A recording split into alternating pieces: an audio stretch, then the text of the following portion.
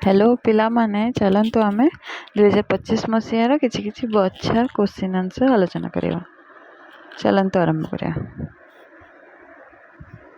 सबु शिक्षा question number 1 हूँ सबु शिक्षार मूल आधार कौन? आंसर हूँ भाषा। नेक्स्ट क्वेश्चन अच्छे भावर आदान प्रदान क्यों माध्यम हुए?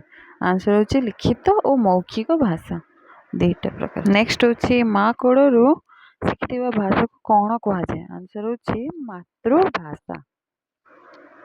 नेक्स्ट हूँ शिशु मातृभाषा को काहापरी प्राण भरी भल पाए?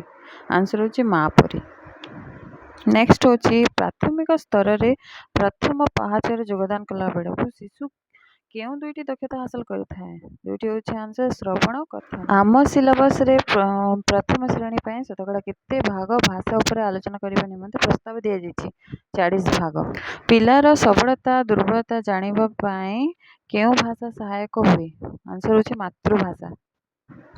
भाषार सृष्टि क्यों थिरु? आंसर हूँ संस्कृति। नेक्स्ट पिलार भाषा शिक्षण प्रथम उत्स कौन? आंसर हूँ परिवार।